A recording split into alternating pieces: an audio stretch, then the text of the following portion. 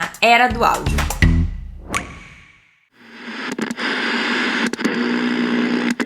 Um lugar de liberdade que a gente experimenta novos formatos para novas audiências, para conseguir trazer mais gente para escutar podcast. Então, assim, no Brasil é muito óbvio o recorte. Você vai analisar os top 250 podcasts, você tem menos de 5% de criadores que se autodeclaram negros. E aí você vai ver os dados demográficos do Brasil, tem 56% da população que se declara negra. O que eu vejo são, nos dois grandes países, em relação à quantidade de criadores, quantidade de ouvintes, que é o Brasil e o México, você tem algumas similaridades.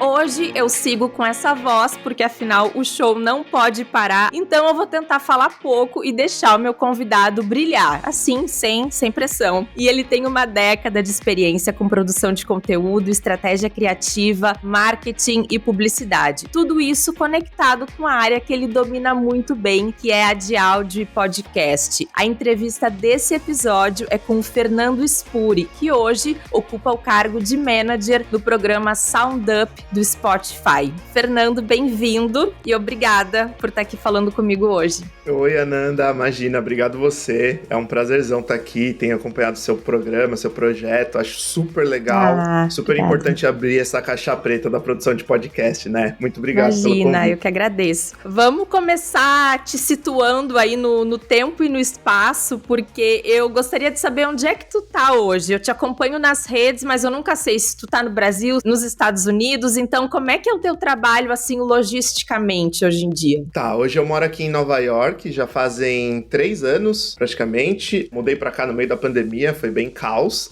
Mas hoje, como eu cuido do projeto Sound Up regional, eu fico viajando entre Estados Unidos, Brasil, Argentina e México. Esse é meu eixo de trabalho. Mas hoje eu tô aqui em Nova York. Uhum. E, bom, já vamos falar mais também sobre o projeto Sound Up ao longo da conversa, mas eu vi que antes de entrar no mundo dos podcasts, tu trabalhou no segmento musical, também na área de jogos, mas tudo relacionado com o áudio, mesmo que pelo viés do marketing, da estratégia, publicidade, né, que é a tua área de formação. Então eu gostaria de saber como é que foi que o podcast surgiu na tua vida pessoal e também na tua vida profissional, já que tu foi um dos primeiros funcionários, né, se não o primeiro, na divisão de podcasts do Spotify. Me conta como é que foi essa transição, se é que eu posso chamar assim.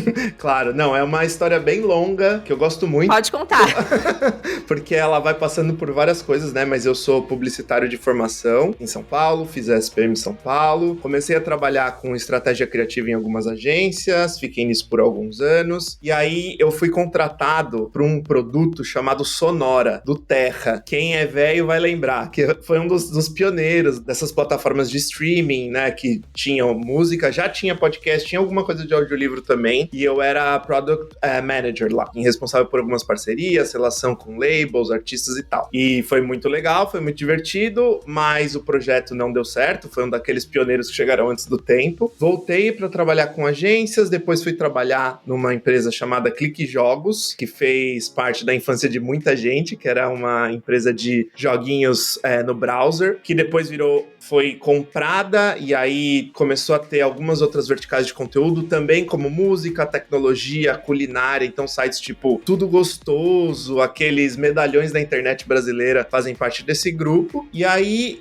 eu encontrei uma oportunidade no Spotify para trabalhar dentro do time de marketing, de consumer marketing, e aí eu apliquei e entrei. Nessa posição eu era mais responsável por fazer a interlocução entre o Spotify e as grandes marcas culturalmente relevantes no país. Então, eu falava muito com, por exemplo, festivais de música, canais de TV, grupos de mídia, então Globo, Record, aí Rock in Rio, Lollapalooza, Koala, todos os festivais, alguns times de futebol, porque sim, né? Porque não? não. Parcerias é uma palavra tão gigante que serve para muitas coisas. E fiquei nisso 2 anos, e aí o Spotify, desde 2014, né, que já tinha algumas iniciativas para podcast, para conteúdo que era não musical, já estava namorando o universo, o ecossistema de podcasts. Nos Estados Unidos já tinha algumas coisas acontecendo, mas foi em 2018, o Spotify resolveu criar um time para cuidar de podcasts na América Latina, e aí o Javier Pinhol, que era o head de estúdios Latam, que hoje é o head de Global Markets dentro do Spotify, me contratou, me puxou do time de marketing e falou: preciso de um partner manager, uma pessoa que entenda muito de podcast, mas entenda muito do Spotify e que ajude a gente a começar a criar as relações com criadores, publishers, networks, plataformas e tudo mais. E aí ele me contratou, e aí profissionalmente eu comecei a trabalhar com podcast. Minha principal função era criar essa interlocução entre Spotify e todo o ecossistema. Então era eu sozinho falando com desde nerdcasts da vida, Mamilos, os podcasts gigantes da época, até com podcasts médios e pequenos que estavam começando, novos criadores e tal. E, enfim, foi muito interessante ver o Spotify chegando no ecossistema, né? Porque podcast já existia há muito tempo, como todos nós sabemos, mas era um ecossistema que era muito mais baseado na cultura de fandom e de nichos e de pessoas que se reuniam em torno de temas que eles gostavam para produzir coisa. E o Spotify chegou com dinheiro, chegou com energia para levar esse universo para um outro patamar, né? E foi muito legal ver como a gente resolveu fazer isso. Então a gente lançou podcasts icônicos como o Café da Manhã em parceria com a Folha, uns outros ficcionais também super interessantes. Fizemos toneladas de testes de formato, podcasts de 1 minuto, podcasts que tinham meia hora, podcasts diários, semanais, quinzenais, mensais, enfim, foi um Deus nos acuda de produção, mas foi muito legal poder participar assim da gênese de uma indústria quando ela tá indo para um outro patamar, que não é só de articulação de comunidades, né? E vale pontuar também que foi em São Paulo, né, o primeiro Spotify for Podcasters Summit. Eu fui, hashtag eu fui. Massa. E eu não sei se tu pode falar sobre isso, né, mas por que São Paulo foi escolhido para sediar esse evento tão importante? Super. Lembro com muito carinho do Spotify for Podcasters Summit. Nessa época eu já tinha uma colega, então não precisava fazer tudo sozinho, que era a Camila Justo, que hoje é a head de operações para América Latina, então ela é responsável por produzir mesmo todos os podcasts originais do Spotify. Estrategicamente, esse evento era para ser uma marcação de território mesmo do Spotify, da marca, para conseguir juntar num lugar só fãs, criadores de todos os tamanhos, marcas de hardware, marcas de software, fazer realmente uma celebração dessa mídia, né? Que a gente sentia um pouco falta disso. E foram 2 dias de evento, foram mais de 2.000 pessoas, mais de 60 conversas e painéis dos mais variados temas. Aliás, tem tudo disponível em áudio no Spotify, a gente capturou tudo e tem tudo lá, depois a gente pode mandar o link pra galera, mas foi isso, foi uma demarcação de território importante. Querendo ou não, na época, São Paulo era o epicentro da produção de podcasts, apesar de ser uma produção que é diluída, né? Ela é dispersa em vários estados e cidades, mas tem um hub de produção lá em São Paulo, então a gente resolveu fazer na Cinemateca Brasileira, também pensando transmídia, na beleza do edifício que é maravilhoso, mas também como a gente ia conseguir fazer um evento que ia ter estúdio, 1 milhão de salas acontecendo, 1 milhão de pessoas falando, gente fazendo networking, gente aprendendo a mexer, e lá foi esse epicentro cultural, assim, que pra gente foi muito, muito, muito legal. Quando isso tudo começou, pessoalmente, tu já previa que as coisas iriam estar como estão hoje, ou muita coisa te surpreendeu? Algo que está acontecendo é muito diferente do que tu já previa quando começou a trabalhar com podcast? Olha, sim, muito. Eu acho que foi uma progressão geométrica, assim, o crescimento e como as coisas se profissionalizaram e como isso virou indústria, né? Pessoalmente, eu escuto podcast faz muito tempo, então sempre fui super fanzoca de Nerdcast, escuto faz muito, muito tempo, até escutei o seu episódio com o Léo Lopes, que é um dos caras fundamentais, né, da podosfera. Enfim, sempre me conectei com podcast muito nessa base da comunidade, do fandom, de ser fã de alguma coisa, ou ter algum interesse por um nicho e ter a galera produzindo conteúdo em torno disso. E, assim, mudou tudo, praticamente, né? A gente começou a ver networks sendo criadas, estúdios próprios para podcast surgindo, pessoas super se profissionalizando, seja com sound design, fact-checking, edição de som, hosting, condução. Então, é isso. A gente conseguiu ver a transformação de um ambiente que era muito legal, muito criativo, muito livre, sem grandes portões ou canais, para virar um lugar super, super profissional, industrializado, que gera revenue para quem tá participando e acaba virando um mercado profissional, né? Então, assim, a qualidade subiu, mas aí também a contrapartida é que as exigências de quem produz ficaram maiores também, né? Mas isso eu acho que é uma mudança fundamental. Inclusive, falando sobre essa questão de carreira e de profissões, grosso modo, a gente vê muito o papel do produtor do podcaster, muitas vezes do podcaster independente e da produtora, mas existem várias profissões ali no in-between, né? Pessoas como tu que tem um background em marketing, publicidade, pessoas da área de business, porque a gente não pode esquecer que isso está sendo criado por um consumidor que tem uma jornada. Eu gostaria que tu falasse mais sobre isso e sobre se há competências que ainda faltam ou há profissões que ainda faltam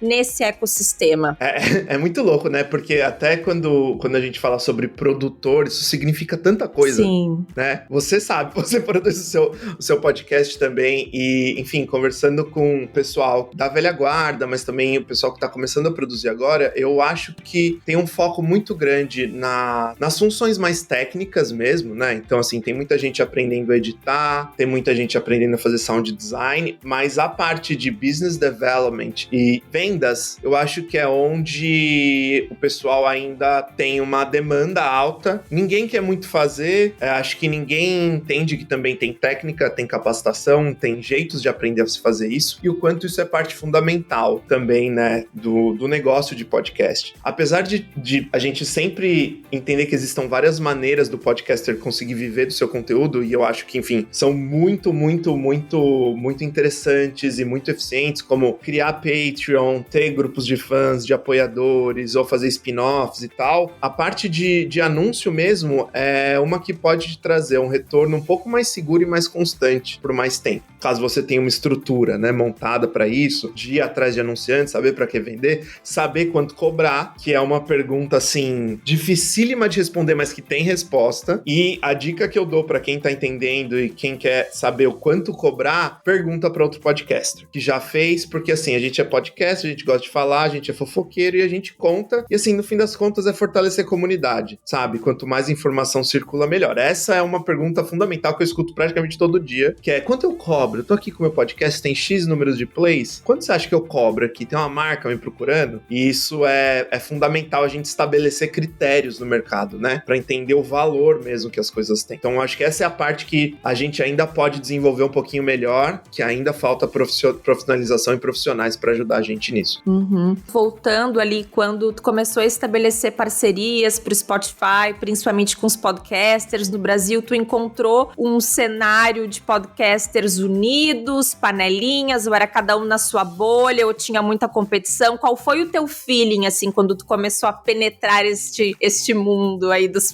podcasters brasileiros? Vai começar, vai puxar a capivara. Mas acho que era por ser uma rede que precisava de muito apoio e parceria, né? Enfim, acho que até hoje uma das grandes ferramentas para você divulgar o seu podcast é você ir em outro podcast, porque é mais fácil você fazer uma pessoa que escuta outro podcast a te escutar do que fazer uma pessoa que nunca escutou podcast a te escutar. Era, de alguma maneira, unido pela paixão à mídia. Eu acho que tinha essa parada, mas tinham muitas panelinhas, tinham pessoas que se defendiam de um lado, pessoas e grupos, né? E até empresas que queriam marcar território também como sendo dona de um tipo de conteúdo ou de um tipo de audiência, e a gente viu muito disso acontecer. Eu conversei com bastante gente, enfim, acho que passou, porque acho que quando a gente também fala sobre produção de podcast, eu acho que a metáfora mais válida, mais próxima, que não é perfeita, mas é a mais próxima, é falar sobre TV, porque você fala assim, eu quero produzir um podcast. Tá, mas você quer fazer um podcast jornalístico, narrativo, documental, um MesaCast, é a mesma coisa que você tentar analisar a grade de um canal de TV, né? Então, tem novela, tem jornal, tem esportes, tem variedades, então podcast não é uma coisa só. Então, eu acho que é natural também grupos se formarem, mas eu acho que tem que entender que eu ainda acho que o podcast tem muito a crescer, muitos novos ouvintes para conquistar, então acho que o esforço conjunto é mais eficiente pra gente do que tentar se dividir para conseguir dominar algum setor setor, alguma categoria. Eu sinto, às vezes, que de repente agora é que a indústria, pelo menos no Brasil, tá passando por aquela curva de perceber que o podcast não é um formato, ele é uma mídia que pode ter vários formatos, né? Parece que estamos chegando aí nesse ponto, assim, não sei se tu concorda. Concordo e torcendo para que isso aconteça logo, porque eu acho que vai ser muito mais fácil o trabalho de todo mundo, mas principalmente aquilo que eu tinha comentado sobre como vender o seu podcast também vai ficar mais fácil. É mais fácil você vender uma coisa que quem tá comprando entende o que é. E eu acho que a gente passou por um período também que eu sinto que estamos saindo dele, que era quando a gente falava sobre anunciantes e podcast, os anunciantes queriam ter o próprio podcast. Quando, na verdade, pra gente ficou provado que era mais interessante você anunciar em podcasters do que fazer seu próprio podcast. Interessante. Né? Quem quer escutar um podcast que tá falando sobre, sei lá, algum produto específico, uma temporada de 3 episódios, sendo que você pode fazer uma parceria com algum podcaster para anunciar o seu produto especificamente para uma audiência já construída. Você não vai precisar colocar dinheiro para trazer uma nova audiência para escutar o seu podcast de marca. Fora que é muito menos pessoal, né? Você criar um podcast de uma marca do que se anunciar com uma pessoa que já tem essa rede de colaboradores, amigos e ouvintes, né? Então, isso também, acho que isso tá passando ainda bem. Não sei se essa é uma área que tu lida diretamente, mas a resposta das marcas tem se tornado mais positivas? Havia um receio no começo e hoje já existe um interesse maior? Fala um pouquinho mais sobre isso. Super, eu tô mais distante dessa área, né? Agora eu tô trabalhando mais nesse projeto de capacitação do SoundUp, mas o que eu escuto, assim, de corredor, de conversa com amigos e colegas, é que sim, acho que as pessoas entenderam, as grandes marcas entenderam o que é o universo e entenderam o que é anunciar em podcast. Então eu acho que a gente pode ver um crescimento aí de anunciantes para os próximos anos que vai ajudar muito o mercado. E agora, falando um pouco sobre América Latina, comunidades latinas, que é a área que tu tá mais inserido, né, devido ao SoundUp. Qual é o cenário na América Latina? Me fala um pouco sobre as semelhanças e diferenças dos podcasts, não apenas dos podcasts, mas de quem faz os podcasts nesse mercado, né? Se tem aí algumas peculiaridades, curiosidades. Assim, isso é uma das coisas que eu acho mais legal do meu trabalho. Enfim, conhecer criadores de vários países dentro, não só da América Latina também, mas de outros lugares no mundo, né? Mas acho que o que eu percebo da região como um todo é o quão a gente é complementar, mas o quanto a gente pensa diferente quando a gente tá pensando conteúdo. Então eu acho que é um negócio que eu já tinha percebido quando eu trabalhava com publicidade, e aí na publicidade você tem, né, assim, o DNA da criação argentina, que normalmente é mais ousada, é mais subjetiva, ela tem um outro tipo de tempero, a brasileira é mais bem-humorada, e eu acho que isso acaba passando, isso acaba acontecendo também na produção de conteúdo. Então, o que eu vejo são, nos 2 grandes países, em relação à quantidade de criadores, quantidade de ouvintes, que é o Brasil e o México, você tem algumas similaridades. Então, assim, muito conteúdo de comédia, muito mesacast, você vê criadores muito criativos testando novos formatos, mas ainda entendendo onde eles vão colocar as fichas para criar grandes coisas. Mas eu vejo no México e no Brasil mais esse universo sobre lifestyle, influencer, mesacast. Os dois têm um histórico jornalístico também bem razoável em relação ao podcast, né? Então, sempre em parceria com produtores de notícia, os jornais que já são mais reconhecidos, mais estabelecidos, mas eu acho que humor, notícias, lifestyle, chatcast é Brasil e México, assim, é uma coisa que a gente tem em comum. Os 2 países também têm uma cultura interessante de true crime, mas eu acho que tem uma diferença fundamental entre true crime dos 2 lugares. Acho que o Brasil tem o projeto fundamental, que é o Projeto Humanos, né, que eu acho que é o que abriu a audiência brasileira para esse tipo de podcast. Eu acho que isso tem uma consequência nesse DNA, que é mais investigativo, ele é sério no sentido de que ele não tá tentando fazer um entretenimento em cima do true crime, ele tá tentando fazer uma investigação jornalística enquanto a coisa tá acontecendo, e aí eu acho que isso tem uma coisa bem brasileira, mas agora você vê também surgindo alguns podcasts de true crime que são mais de entretenimento, né? Então, Os Fantasmas Nos Divertem, Café com Crime, esses outros programas surgindo. Então, isso mais, acho que, inspirado na produção americana de true crime. Eu ia dizer, true crime e entretenimento tem muito nos Estados Unidos, né? Meu Deus, aqui é o grande, não é nem nicho, né?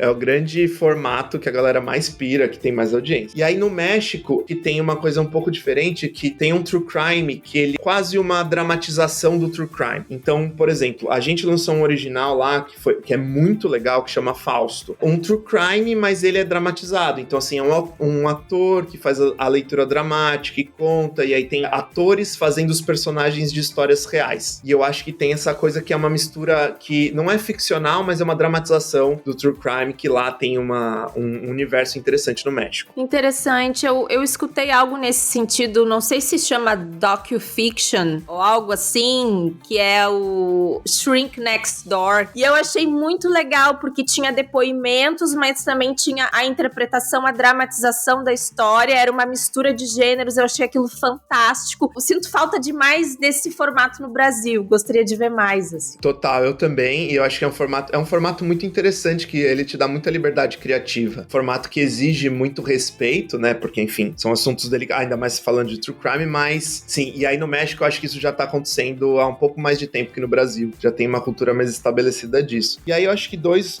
outros países têm uma cultura interessante de podcasts, eu acho que é a Argentina e o Chile. A Argentina, muita comédia, comédias de altíssimas qualidades e ficção de comédia. Então tem um projeto muito legal que chama Somos Novios, que é um projeto é quase uma comédia romântica, meio de um namoro que não deu certo. Enfim, a comédia na Argentina é gigante. E na Argentina tem um projeto nosso que chama La Cruda, que é um projeto de entrevistas com um host que é muito carismático, que explodiu na América Latina inteira. E aí eu acho que isso é simplesmente baseado no carisma dele, que é realmente uma pessoa especial, mas também no jeito que ele conduz as entrevistas, né? O Miguel. Eu acho que isso demonstra um pouco pra gente que a gente tá sempre tentando descobrir o novo blockbuster, tentando fazer o grande novo acontecimento, mas o quanto é muito uma combinação de fatores que é difícil replicar em laboratório, né? É difícil encontrar fórmula. Então, uma coisa que eu até falo nas aulas do Sound Up, enfim, sempre em todos os lugares que eu vou, é: se alguém te contar que descobriu um jeito infalível de produzir podcast, duvide. Porque, assim, a gente que tá produzindo há muito tempo muita coisa, não acha que exista, porque o cenário muda tanto e tão rápido, as pessoas mudam tanto e tão rápido, que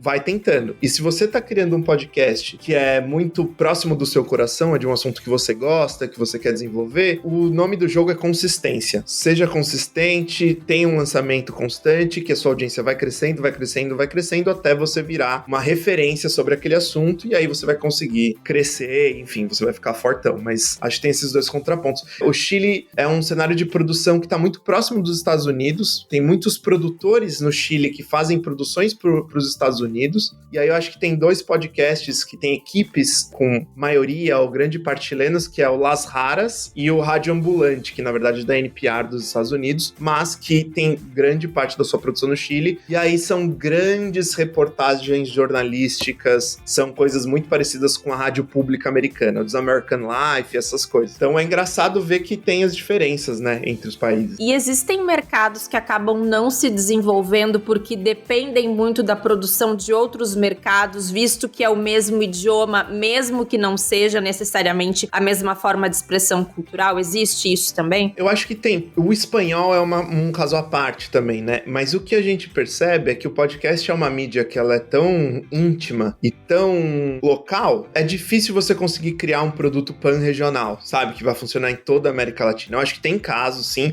Eu acho que um caso de sucesso foi o Paciente 63, o Caso 63, que a gente lançou, que é chileno, aliás, é originalmente chileno, e a gente lançou em espanhol e fez sucesso na América Latina inteira, e aí foi adaptado agora para inglês, foi adaptado para português e tal. Mas, por exemplo, nunca consegui ver produções espanholas, por exemplo, que são de altíssima qualidade, despontando na América Latina. Eu ia te perguntar sobre isso justamente, porque, bom, eu tô aqui em Portugal, né, e eu vivo esse mundo que os conteúdos do Brasil chegam aqui, mas os conteúdos de Portugal não chegam no Brasil. Mas então não existe tanto intercâmbio Espanha-Latam, na tua opinião, assim? Eu acho que existe um intercâmbio técnico. Eu acho que tem bastante gente espanhola, ou que tá na Espanha, ou que tenha conhecimento da língua, que ajuda nas produções. Mas eu acho que quando o conteúdo é concebido, desenvolvido e lançado pro público espanhol, é difícil. Eu acho que não tem tradução. Mas eu acho que principalmente, ela é sobre intimidade um pouco, né? Ela é sobre proximidade. Então eu acho que você escutar um sotaque muito diferente,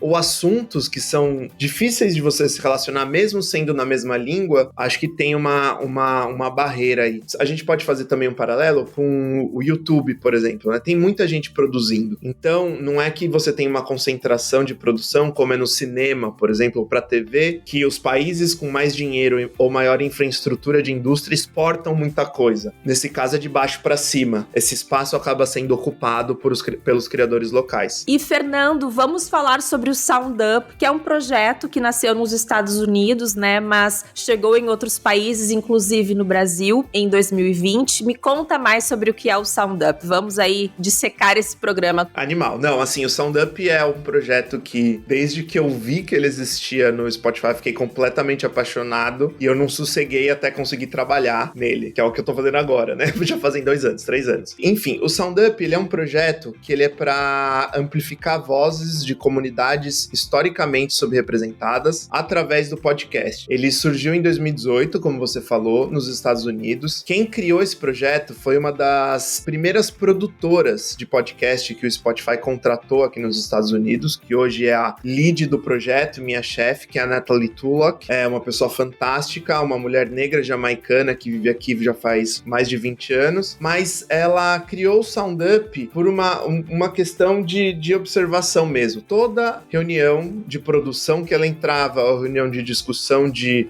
contrato, qualquer coisa que ela entrava, ela, muito provavelmente, era a única pessoa negra e, na maioria das vezes, era a única mulher. E ela falava, já que o Spotify tá investindo tanto no formato de podcast de um jeito tão pungente, tão agudo, esse é um momento pra gente também conseguir tentar corrigir um pouco o curso dessa indústria pra conseguir falar com essas pessoas que nunca tiveram oportunidade de falar ou de estar no holofote das grandes mídias, né? Então, ela criou o Sound Up. O Sound Up surgiu como um workshop de uma semana. Na verdade, um workshop de um dia surgiu o Sound Up. Então, ela abria inscrições e, assim, a promessa era, você quer aprender os básicos da produção de podcast, venha conversar com a gente, vamos ficar um dia aqui no escritório do Spotify. E era aberto só para mulheres negras, para tentar desenvolver essa comunidade nos Estados Unidos. E aí aconteceu 1 vez, 2 vezes, 3 vezes, começou a fazer bastante sucesso. A gente exportou o formato para Alemanha, depois exportou o formato para Suécia, depois exportou o formato para Inglaterra. E eu tive a oportunidade de ir para Inglaterra, em Manchester, para ver o projeto acontecendo, porque eu estava muito interessado. E eu ficava muito agoniado também vendo esse projeto acontecendo em países que as comunidades já têm um tipo de segurança social que é diferente de qualquer país da América Latina ou de qualquer outro país que não seja, né, dessa categoria. E eu ficava muito agoniado, eu falava, gente, mas a gente precisa trazer o Sound Up pelo menos pro Brasil, pelo menos pra América Latina, vai ter grande impacto, vai fazer grande diferença, vamos fazer. Fui lá, vi o projeto, fiquei apaixonado e aí eu falei, Net, vamos levar pro Brasil, por favor, que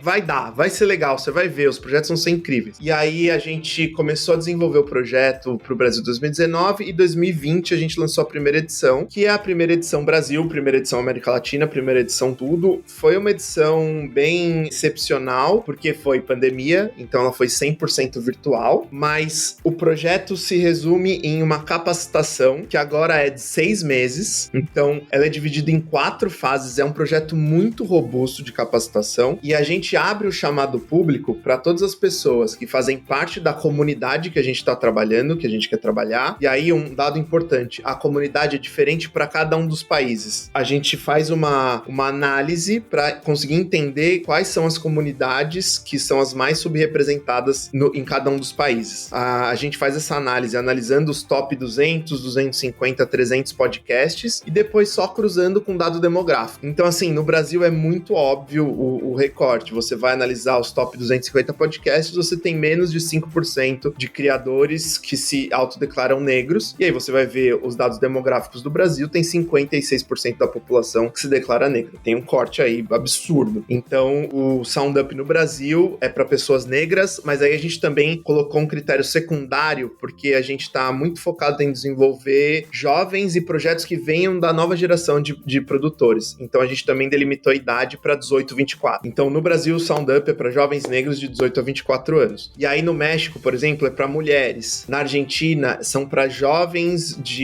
em situação de vulnerabilidade econômica. E aí tem no Japão, tem na Itália, tem em um monte de outros países, que aí a gente vai analisando a comunidade para cada um deles. E aí, como que funciona o Sound Up? A gente abre um chamado público para todas as pessoas que estão dentro desse recorte, que tem uma grande ideia para produzir um podcast. A gente não exige conhecimento prévio, a gente não exige nenhum tipo de experiência prévia com produção, só uma grande ideia e muita vontade de aprender, porque o curso realmente, ele vai do oi ao tchau, ele vai de tá aqui o microfone, aprenda a ligar, até como você faz um sound design que seja interessante, que engaje a audiência. Então, assim, bastante coisa. Aí a gente recebe todos os projetos, é um formulário em texto mesmo, a gente pede pra pessoa descrever a ideia, o porquê que ela é a pessoa ideal para produzir aquele projeto, quem é a audiência que ela tá buscando, pra ter um projetinho mesmo, não ser só uma coisa largada. A gente analisa todos os projetos, são muitos projetos, e aí a gente seleciona 10. E aí desses 10, eles vão ter esse projeto de capacitação que vai durar 6 meses. Esse projeto, é aquilo que eu te falei, ele vai do básico ao mais avançado, eles recebem toda a infraestrutura necessária para conseguir produzir, então eles recebem um gravador Zoom H5, notebook, smartphone, um microfone que é XLR USB, o Shure MV7, a Audition, tudo para realmente eles conseguirem começar a produzir, caso eles queiram produzir no dia seguinte. E aí, ao longo desses 6 meses, eles vão passando pela capacitação em cada uma das verticais necessárias para a pessoa conseguir começar a produzir. A gente tem a primeira fase, que é 1 semana de imersão no escritório do Spotify, e aí é bem pauleira, assim, a gente traz todo mundo pro escritório e começa do beabá, do tipo, tirando o zoom da caixa. É aquele monstrinho que eu amo, mas que assusta muita gente. Então, como usar, como ligar, como plugar, salvar áudio, cortar áudio, como preparar a sua sala para fazer a gravação, como preparar convidado,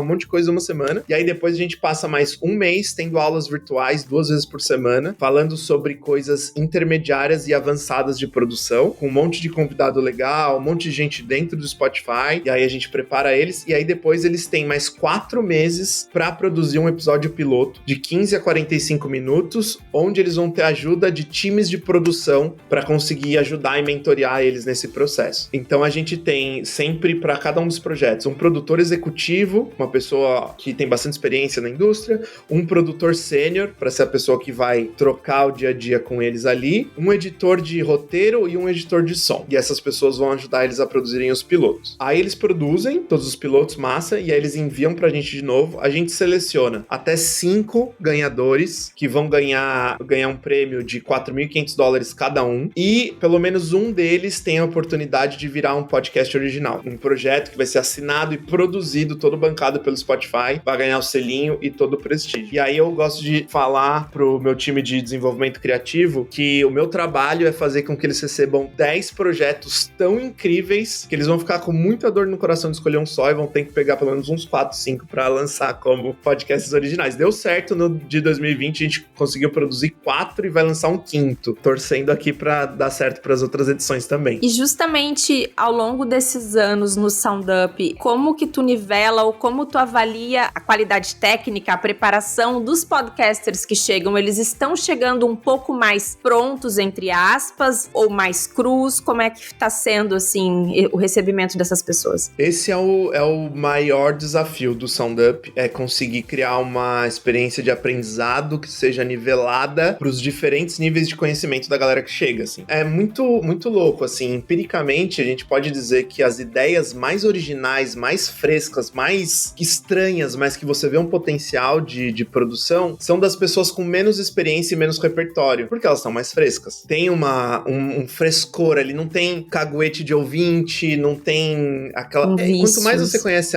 os vícios, perfeito. Então tem esse contraponto. E aí a gente sempre tenta selecionar 10 projetos que tenham uma diversidade muito grande regional, pessoas de todo o Brasil, e que tenham uma diversidade muito grande de ideias também, de formatos, que a gente quer usar o SoundUp também como um laboratório para entender novos formatos, ajudar a desenvolver novos formatos. Mas eu vejo que de 2020, que foi a primeira edição, para 2022, que agora é a segunda que a gente tá no meio, teve uma diferença, sim, principalmente de conhecimento do que é um podcast, ou de como se ganha dinheiro com podcast, ou qual é o básico da produção de podcast. Então a turma que entrou em 2020, mesmo as pessoas que não têm experiência, elas já têm pelo menos algumas dicas, alguns cheirinhos de como a coisa funciona. Não precisou ser tão básico. Mas aí quando a gente entra na parte técnica mesmo, tem muita coisa muito básica que a gente tem que cobrir para eles conseguirem desenvolver o projeto deles.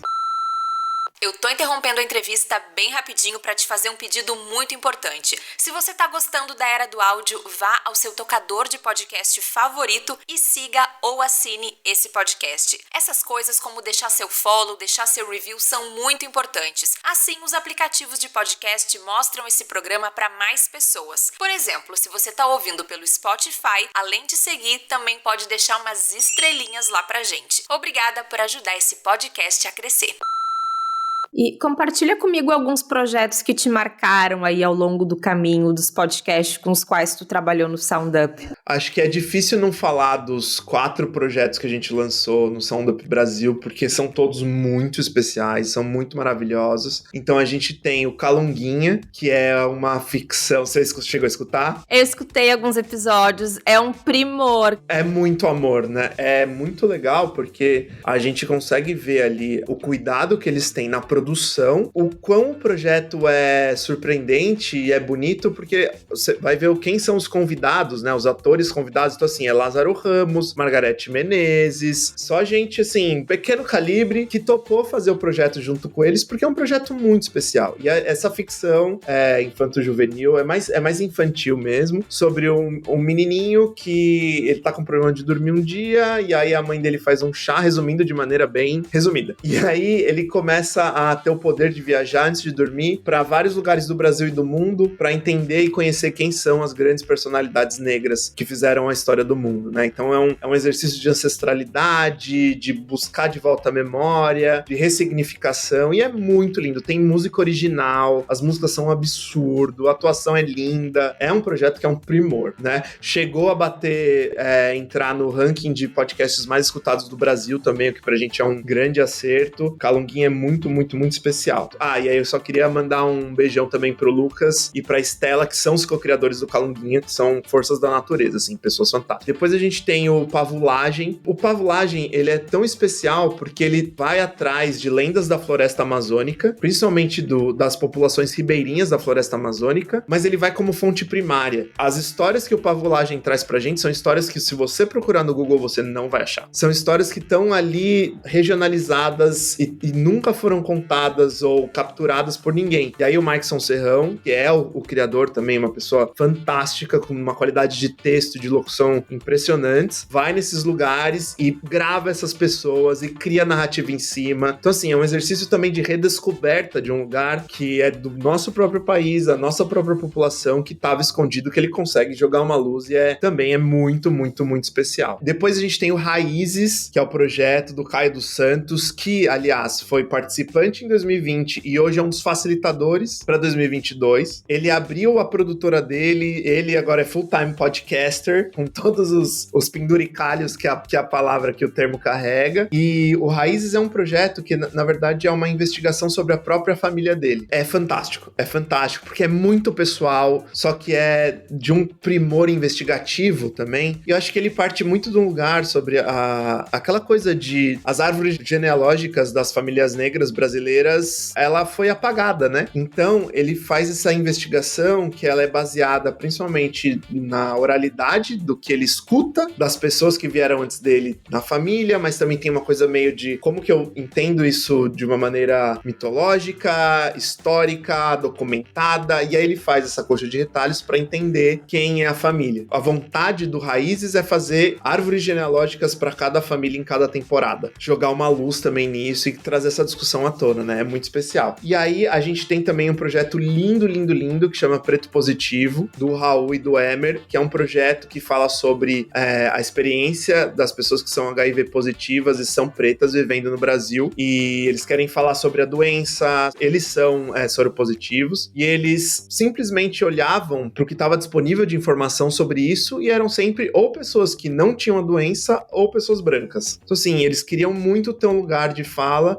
porque é uma coisa que aflige muito a população negra, e eles queriam falar sobre isso e trazer especialista e abrir essa conversa sobre esse tema que é um tabu absurdo. Também é super pessoal, mas é engraçado, é emocionante, é divertido, é um negócio que também é muito especial. Esse se chama Preto Positivo. E a gente vai lançar um outro, que eu não posso falar muito, mas que também eu tenho, meu coração tá nele. Diria que é uma mistura de Lovecraft Country com Akira Pantera Negra, assim, é uma antologia de contos afrofuturistas brasileiros que é fantástico. Também tem um no México, que foi feito em 2021, foi com uma criadora indígena, Naye, e ela quer contar um pouco sobre como as populações indígenas, e ela usa o caso pessoal dela para falar sobre isso, que é super forte, super delicado, que fazer em situações de abuso, principalmente abuso doméstico. E aí ela quer produzir esse podcast, que é realmente um guia do que se fazer. Ela vai fazer primeiro em espanhol, mas depois ela quer fazer em trique e em algumas outras línguas indígenas para fazer com que o conteúdo alcance as populações originárias do México. Assim, é um projeto que tem uma função social absurda, que a gente também analisa e desenvolve, e esse também está sendo desenvolvido pela gente lá no México. Me parecem, pelo que eu tô ouvindo, que são podcasts que não teriam a chance de ter esse alcance se não fosse um programa como esse, né, Fernando? Super. Não, eu acho que isso é um dos motivos do Sound Up, e a gente tenta fazer com que o Sound Up seja percebido também como uma iniciativa de duas características, dois fundamentos, né? A gente entende que ele tem um impacto social, por ser um programa que é para amplificar vozes de comunidades subrepresentadas, mas ele não deixa de ser uma iniciativa de negócio, porque a gente acredita piamente, assim, a gente tem visto nas iniciativas que a gente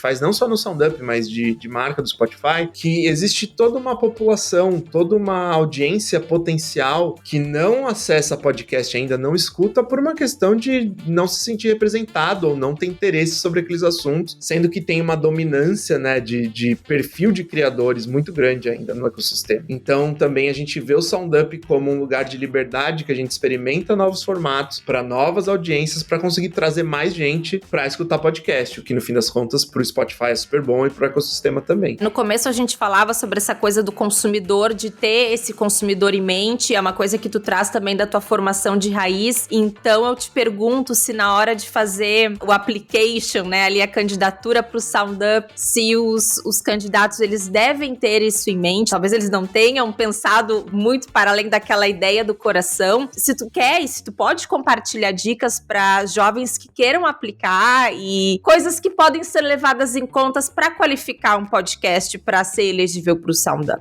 Claro, não, isso é fundamental. Eu acho que a gente não espera que os participantes, né, os futuros podcasters já venham com a ideia super montada, porque a gente entende isso, a gente não exige experiência, a gente exige energia e uma grande ideia, uma ideia que seja, nossa, interessante, ela tem potencial. Então, acho que para se inscrever, ficar menos apegado no porquê o seu podcast vai ser um sucesso e mais no porquê você acha que a ideia que você tem é uma grande ideia e por que você acha que você é a pessoa certa para desenvolver essa ideia. Acho que esses são os pontos fundamentais que a gente procura, que aí a parte de potencial de audiência, mercadológico e tudo, isso a gente consegue analisar, assim, lendo essa ideia, entendendo o cenário, porque a gente tem mais contexto também, né? E vocês também têm uma equipe multidisciplinar que apoia e mentora esse podcast, né, que também traz esse lado também do business, né? Super, super, super. Então, assim, até na parte de seleção, a gente traz o pessoal dos outros departamentos. Então, a Camila Justo, que eu já citei aqui, ela sempre ajuda a gente. E aí também tem o pessoal que são os partner managers, que é a Mônica, a Bárbara, então até a galera do desenvolvimento criativo. Então, todas as pessoas participam junto com a gente da etapa de seleção e de parte da etapa de capacitação também. Então, a gente sempre tem a ajuda de todo mundo e os insights dele, porque é isso, produzir podcast não é uma ciência exata e que dificilmente você vai conseguir ter todos os skills e técnicas e conhecimentos necessários para fazer um grande podcast de sucesso. Trazer mais gente para ajudar é super importante. Mudando de assunto, mas não muito, agora me surgiu uma curiosidade, uma coisa que até não estava prevista aí nas minhas perguntas. Antes tu falou sobre as comunidades, né, também latinas nos Estados Unidos e também um case no México, de também fazer em outras línguas. E esses tempos eu ouvi uns podcasts que eles eram bilíngues, mas o próprio episódio era falado um pouco em espanhol, um pouco em inglês. E eu achei aquilo fantástico. E eu pensei, isso tem tudo a ver também, né, com as comunidades latinas nos Estados Unidos. Fala um pouco mais sobre isso. É uma tendência que tu enxerga? Algo que tá aumentando? Como é que é? Tá muito no holofote aqui nos Estados Unidos, assim, tanto por várias questões políticas e sociológicas, mas a comunidade latina nos Estados Unidos tá super, super no holofote. Eu sou responsável por produzir o Sound Up no Brasil, na Argentina, Latina, no México, e para a comunidade latina aqui, que a gente chama de US Latinx, é o termo que a gente usa. Sendo brasileiro, morando aqui há 3 anos, a gente teve muitas discussões e muitas conversas, e conversamos com muitos especialistas para entender o que é a comunidade latina. E eu acho que tem 2 grandes discussões acontecendo. Uma defende que a comunidade latina precisa se agrupar para conseguir ter mais força política, para conseguir lutar por mais direitos, mas existe um contraponto que fala que esse agrupamento da comunidade latina, você acaba apagando 1 milhão de diferenças fundamentais que existem entre, vamos dizer, uma pessoa afro-cubana que mora em Nova York de uma pessoa branca mexicana que mora em Los Angeles, que são universos completamente diferentes, assim. E aí foi muito complexo e desafiador para mim conseguir cercar e criar realmente um programa que fizesse sentido, sendo que as discussões são tão complexas e não tem resposta, né? Porque a gente entende que essa definição de latino aqui nos Estados Unidos, ela é situacional. Eu sou um homem branco no Brasil, aqui nos Estados Unidos eu sou um homem latino, e isso tem toda a diferença de percepção, né, das pessoas comigo. E aí entram toda uma questão de colorismo, uma questão de gênero, são muitos atravessamentos que não permitem respostas simples. Mas uma coisa que eu acho que tem me ajudado a conseguir enxergar essa questão com mais cuidado, tentar não usar tanto dados demográficos ou informações demográficas, mas mais informações comportamentais. Então eu consigo enxergar uma comunidade que pode ser atendida por um tipo de conteúdo baseado no que elas mais gostam e não necessariamente de onde eles vêm ou quem eles são. Isso tem ajudado. Então, por exemplo, vou dar um exemplo muito, muito aleatório, tá? Mas tem um podcast de um jogo de tabuleiro aqui, que é do Warhammer, e eu quis fazer um teste para ver o quanto das comunidades que eu tava trabalhando se interessavam por isso. E eu entendi que tinha ali um valor de 15% em cada uma dessas comunidades que se interessava por esse jogo. Então, fazia muito mais sentido eu desenvolver um projeto que fosse baseado num assunto de interesse e tentasse disparar isso para encontrar essas comunidades em diferentes comunidades, do que tentar falar com, por exemplo, pessoas do norte do Arizona, XYZ. Então, isso acaba sendo um pouco mais universal quando você está falando de país. Você consegue encontrar pessoas que gostam dessa coisa, mas espalhadas por aí. Enfim, falei, não respondi, porque eu não tenho resposta. Eu acho que é um assunto, a gente tem conversado bastante sobre isso. E a língua não é o suficiente para criar uma comunidade, da onde você vem ajuda, mas também não, pode ser que não seja fundamental. Fora todas as coisas complementares, né? As pessoas que são mixed race, então, por exemplo, no grupo de US Latinx, a gente tinha uma participante que era do Bronx, que era a filha de mãe da Guatemala e o pai era grego. E aí tinha uma outra pessoa que era queer de Los Angeles, que era de família holandesa, mas que nasceu no México e migrou. Então assim, tem first generation, second generation, third generation, é bagunçado. Mas eu acho que é muito mais tentar se organizar em torno de temas do que necessariamente dados demográficos quando você está pensando em desenvolvimento de conteúdo. Quando eu estou pensando no Sound Up, aí o problema fica mais complexo, porque a gente tem que fazer essa determinação de público, né? E aí toda vez a gente pensa, sofre, sua, mas aí a gente acaba definindo também. Eu fico pensando, né, tanto o Brasil quanto os Estados Unidos são países continentais, com as suas peculiaridades regionais. No Brasil também a gente tem muita diferença entre Sudeste, Nordeste, Norte, o Centro-Oeste, às vezes uma região que fica um pouco esquecida. Enfim, é interessante, esses mercados são diferentes, né, mas acabam tendo certas semelhanças por terem tantos subgrupos e, enfim, deve ser fantástico trabalhar com isso, mas deve ser um quebra-cabeça, pelo que eu tô entendendo. No fim das contas vira um exercício de priorização de recurso, né? E aí você tem que colocar muitas coisas na balança. Quais são os lugares que têm menos representatividade ou menos criadores, mas também que tem o maior potencial de abrir uma nova frente de audiência. É isso, a diversidade geográfica pra gente é fundamental dentro do Sound Up, assim. A gente busca gente de todos os lugares. E para os próximos próximos tempos, aí o que tu espera nos próximos anos pra ti como profissional, Fernando, em relação ao podcast, ou à indústria do áudio, ou ao SoundUp? Quais são as tuas expectativas, assim, profissionais, tanto pra ti ou pro Spotify, pro podcast, pro SoundUp, pros novos criadores, as comunidades emergentes aí pros próximos tempos? Pensando em ecossistema latino-americano, agora é o momento de profissionalização e eu percebo também que passou o tempo um pouco de testar muita coisa e agora já se entende um pouco quais são as coisas que são mais populares ou que podem chegar em mais gente. Então acho que é um momento de parar de testar em investimentos grandes em poucos podcasts ao mesmo tempo, que eu vejo um grande esforço não só do Spotify, mas de outras plataformas em conseguir criar uma infraestrutura para que novos criadores consigam produzir. Tô com uma ideia de podcast, vou baixar o Anchor, vou gravar no meu celular, vai ser o suficiente para o que eu quero dizer, para a comunidade que eu quero alcançar, e eu vou aprender fazendo. E vou pôr no ar, e vou ter capacidade de colocar ads, vou ganhar um dinheirinho, e vou aprendendo fazendo, e vai fazendo. Então acho que são esses dois contrapontos. As grandes indústrias, principalmente de mídia, mas também plataformas, investindo em poucos mais grandes, embaixo na infraestrutura, as empresas desenvolvendo a estrutura para que os novos criadores consigam, tô com uma ideia, vou produzir, vou testar, vou fazer,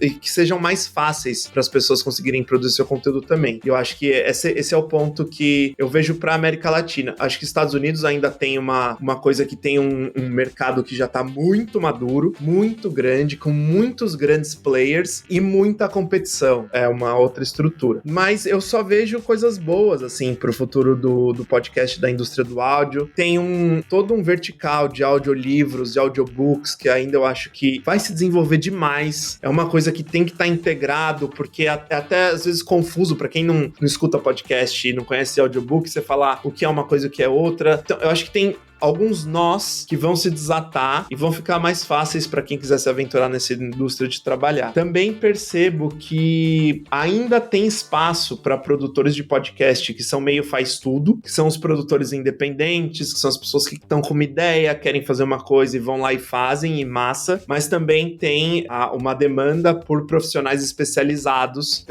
mesmo, com curso, com capacitação, que vão fazendo e têm experiência e que ajudem a indústria realmente a chegar no novo patamar. Não vejo por que profissionais de criação de mídia e de produção midiática ficarem jaulados num modelo ou numa mídia só. Eu acho que quem edita podcast ficcional pode trabalhar com sound design em alguma outra mídia. Acho que tem intersecções aí. Eu acho que a gente não precisa ser preciosista para tentar fazer essas reservas de mercados de produção de conteúdo. Dá para ser profissionais múltiplos, mas só que mais especializados. E tu, pessoalmente, tem vontade de continuar trabalhando com os criadores? Tem aí outros sonhos dentro do mundo do áudio? Se tu quiser revelar alguma aspiração.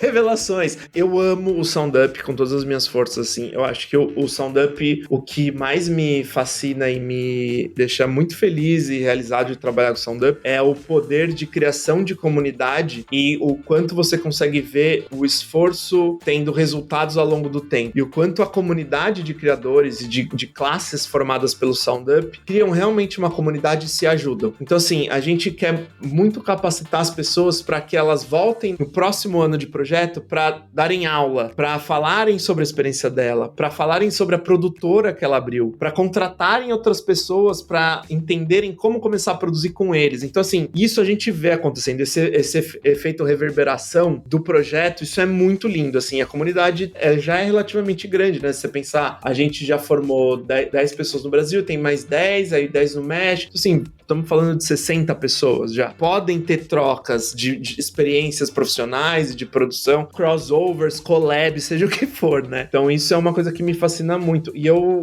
gosto de conversar com o criador. Eu gosto de ajudar, eu gosto de mentorear, apresentar novas features de plataforma para os criadores. Então essa é onde eu sinto prazer, assim, capacitar, mentorear e ensinar. E Fernando, a gente sabe que o Spotify tem milhões de podcasts podcasts registrados, mas isso não necessariamente impede que novos criadores comecem, se lancem, experimentem, cresçam e se profissionalizem, né? Não mesmo. A gente tem mais de 5 milhões de podcasts cadastrados, isso mundialmente, né? Então, estamos falando de todas as línguas. Mas ainda tem muito espaço para crescer. Tem muitos assuntos não falados, tem muitas personalidades esperando para ser descobertas, assuntos de interesse, tem muito potencial ainda para criação. Então, se você tiver uma ideia para produzir um podcast, dá uma olhadinha, estude, você provavelmente tem uma voz própria, uma perspectiva própria sobre um assunto que você gosta ou que você até quer descobrir mais, né? Tem muita coisa que os podcasters fazem podcast para tentar descobrir mais sobre um assunto,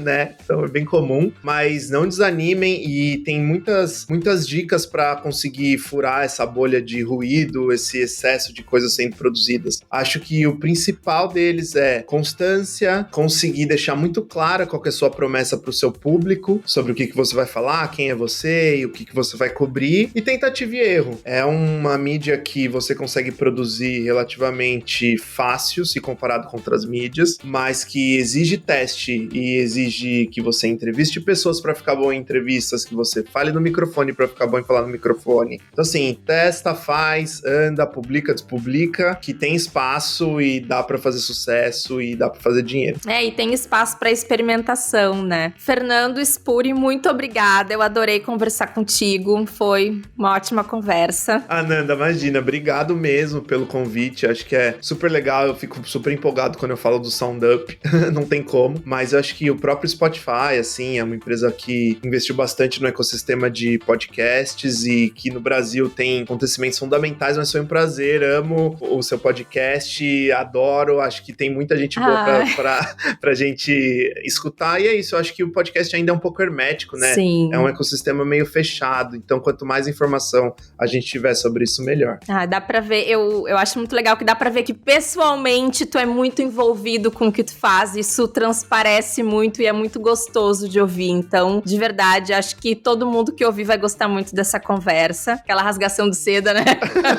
Não, mas é verdade, é verdade, de verdade. E olha, não sei se tu é uma pessoa muito pública, né, mas fica aí à vontade pra deixar @sites, links, vem coisa boa por aí, todas aquelas coisas, né, esse é o momento. Os projetinhos, não, acho que como todo old millennial, não tô postando tanto quanto deveria, mas quem quiser pode me seguir no Instagram, né, Fspuri, é lá que eu coloco também algumas atualizações sobre o SoundUp, mas também algumas outras coisas, muita foto do meu gato, do Motim, então também, quem quiser tá lá. Em que altura do ano que abrem as inscrições, assim, que isso é uma coisa importante, depois eu também coloco na descrição do episódio pro pessoal ficar ligado, assim. A gente tá no meio da edição 2022-2023, ela acaba na segunda semana de maio, e aí a gente tem uma estimativa para abrir as inscrições pro segundo semestre, provavelmente em torno de setembro, mas a data ainda não está confirmada. Então, quando eu tiver a confirmação, eu passo para vocês também, a gente pode divulgar. Avisa sim. Super. Legal. Então tá bom. Muito obrigada, Fernando, e até a próxima. Te desejo muito sucesso. Prazer falar contigo. Tchau, tchau. Muito obrigado, Ananda. Prazer foi meu. Tchau.